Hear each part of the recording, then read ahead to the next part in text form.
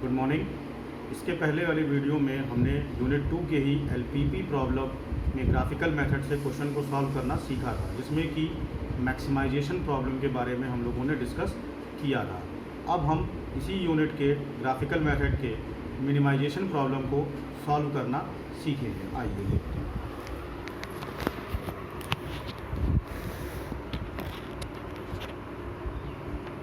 Minimisation case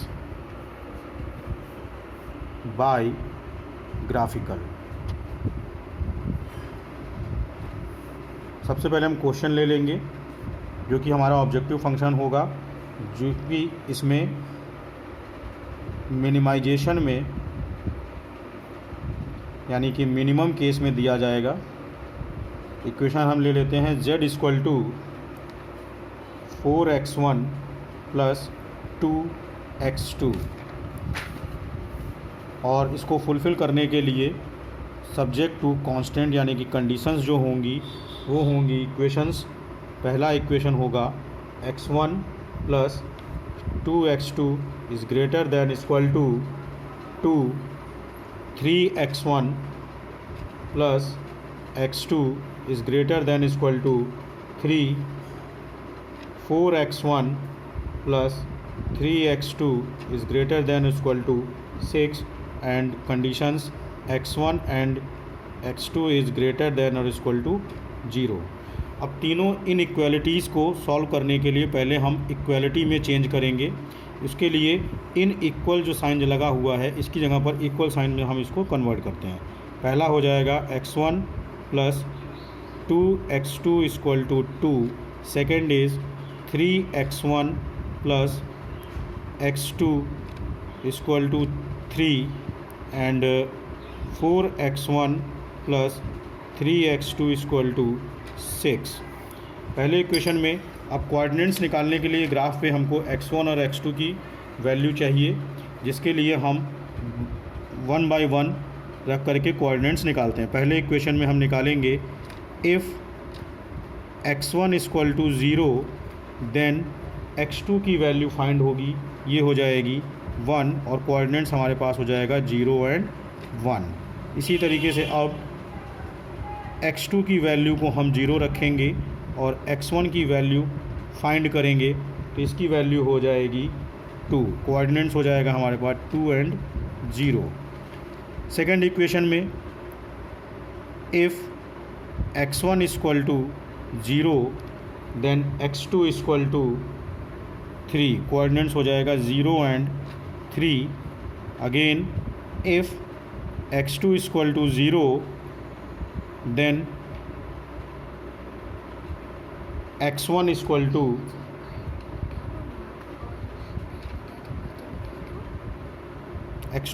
0 then x1 equal to 1, coordinates हो जाएगा हमारे पास 1 एंड 0। थर्ड इक्वेशन में if x1 equal to 0 then x2 equal to 2, और कोऑर्डिनेट्स इज 0 एंड 2। फिर if x2 equal to 0 then x1 equal to 1.5, coordinates is 1.5 and 0। अब ये जो कोऑर्डिनेट्स हमको मिले हैं पहले इक्वेशन में ये दो, सेकंड इक्वेशन में ये दोनों, और थर्ड इक्वेशन में ये दोनों, इसको हम ग्राफ पर प्लॉट करेंगे। ग्राफ पर प्लॉट करने के लिए हम एक्सेस लाइन ड्रॉ करेंगे। इधर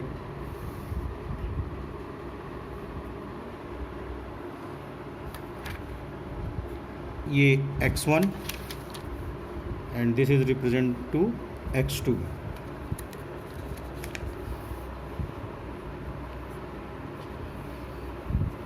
फिर ये हो जाएगा 0।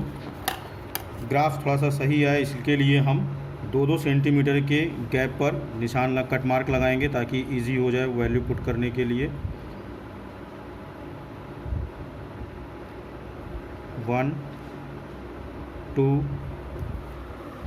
3, 4, 5, इधर भी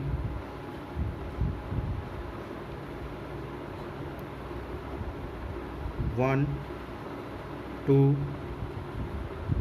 3 4 5 1 2 3 4 5 1 2 3 4 5।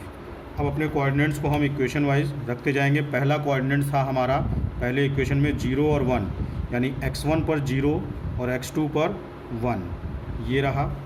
और उसी में दूसरा था x1 पर 2 ये, और x2 पर 0 ये हो जाएगा।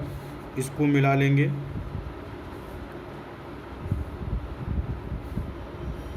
और एक लाइन ड्रॉ कर लेंगे। ये हमारा पहले इक्वेशन को रिप्रेजेंट करेगा, फर्स्ट लाइन। अब सेकंड इक्वेशन में कोऑर्डिनेट्स हमारे पास हैं 0 एंड 3, x1 पर 0, x2 पर 3 एंड x1 पर 1 एंड x2 पर 0। तो 3 एंड 0, 3 एंड 1, ये सेकंड लाइन है, इसको ड्रॉ कर लेंगे। ये हमारा रिप्रेजेंट करेगा, ये लाइन रिप्रेजेंट करेगी इक्वेशन नंबर 2 को। एंड थर्ड इक्वेशन में इसमें कोऑर्डिनेट्स हैं 0 एंड 2, 0 एंड 2 ये रहा। सेकंड है 1.5, ये 2 सेंटीमीटर का गैप लिया था हमने, तो इसके आधे में 1.5 हमारा ये आएगा। ये 1.5 को रिप्रेजेंट कर रहा है, इसको हमने लिया। और 1.5 और 0, तो ये इक्वेशन, ये लाइन ड्रॉ हो जाएगी थर्ड की। ये थर्ड लाइन हमारी रिप्रेजेंट करेगी इक्वेशन नंबर 3 को। अब जैसा कि पहले वीडियो में जिसमें मैक्सिमाइजेशन प्रॉब्लम को सॉल्व किए थे, उसमें हमने कॉर्नर मेथड में जो सबसे इनर पॉइंट था उसको लिया था हमने। मिनिमाइजेशन प्रॉब्लम में जो सबसे आउटर पार्ट होगा हम उसको सेलेक्ट करते हैं, यानी कि हमारा फिजिबल रीजन जो सबसे आउटर एरिया होगा हम उसको सेलेक्ट करेंगे। और इसमें जो भी कोऑर्डिनेट्स आएंगे उसको नोट कर लेंगे। कोऑर्डिनेट्स के लिए हम पहले बनाएंगे, जैसे कि हमें पॉइंट्स कौन कौन से मिले। पहला ये रहा जिसको हम ए रिप्रेजेंट करेंगे। सेकंड पॉइंट हमारे पास इंटरसेक्ट पॉइंट एक ये रहा जो बी रहेगा। तीसरा इंटरसेक्ट पॉइंट हमारे पास ये आ जाएगा जिसको हम सी से इंडिकेट कर देंगे। और चौथा पॉइंट इसके आया, ये डी से रिप्रेजेंट होगा। इसके लिए हमें कोऑर्डिनेट्स निकालने होंगे, वैल्यूज़ जो हमारे आप ग्राफ में देख रहे हैं ए, बी, सी एंड डी के लिए। तो ए के लिए जो कोऑर्डिनेट्स आया है,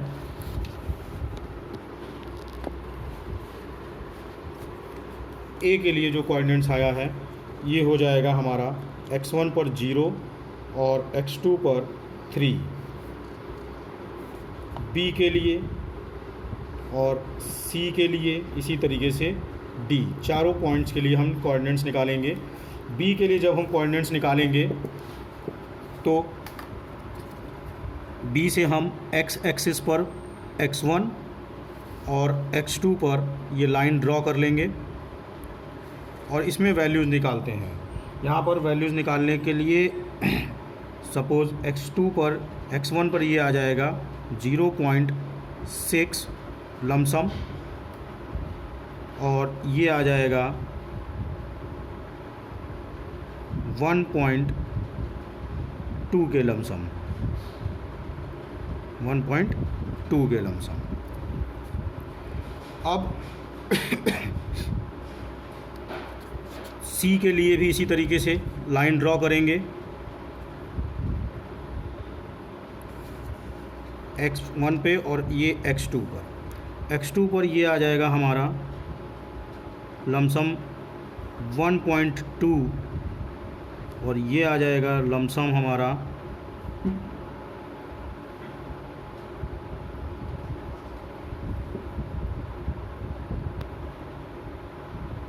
0.4।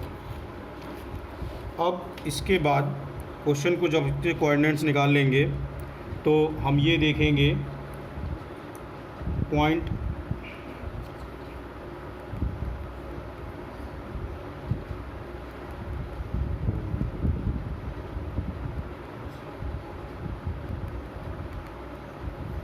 ठीक, इसके कोऑर्डिनेट्स को नोट करेंगे।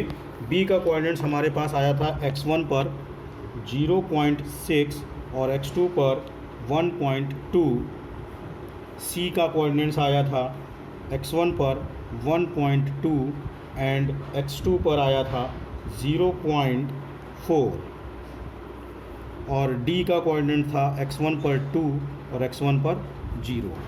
अब इन कोऑर्डिनेट्स को हम अपने ऑब्जेक्टिव फंक्शन जो कि क्वेश्चन में गिवन था z equal to 4x1 and plus 2x2, इसमें 1 बाई 1 x1 और x2 की वैल्यू को पुट करके हम वैल्यूज़ निकालते हैं। पहले इक्वेशन में a के लिए हम रखेंगे 4 इंटू 0 प्लस 2 इंटू 3, ये आ जाएगा हमारा ये आ जाएगा हमारा 0 प्लस 6 यानी कि 6। सेकेंड इक्वेशन में b के लिए 4 इंटू 0.6 प्लस 2 इंटू 1.2, ये आ जाएगा हमारे पास 2.4 प्लस 2.4 मीन्स 4.8। इसमें वैल्यू आ जाएगी हमारी c के लिए 4 इंटू 1.2 प्लस 2 इंटू 0.4 मीन्स ये आ जाएगा 4.8 प्लस 0.8 टोटल 5.6 एंड लास्ट में 4 into 2 plus 2 into 0 means 8 plus 0 means 8। पहले वीडियो में मैक्सिमाइजेशन प्रॉब्लम में हमने इसी वैल्यू में जो मैक्सिमम वैल्यू आई थी उसको सेलेक्ट किया था। अब यहाँ पर हमारे पास जो मिनिमम वैल्यू आएगी हम उसको सेलेक्ट करेंगे। मिनिमम वैल्यू हमारे पास आ रही है 4.8, ये हमारा सबसे मिनिमम वैल्यू है। अब इसके बाद हम आंसर लिखेंगे, तो आंसर में हमारा लिखेंगे जो ऑप्टिमल सॉल्यूशन होगा, हमारा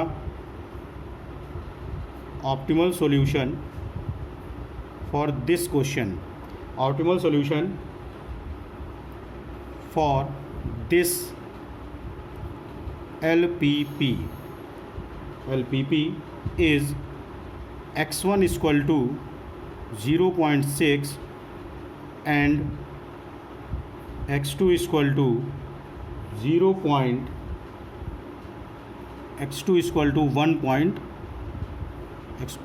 1.2 and minimum value of z equal to 4.8. It is our optimal solution for linear programming by graphical method in case of minimization problem. Thank you.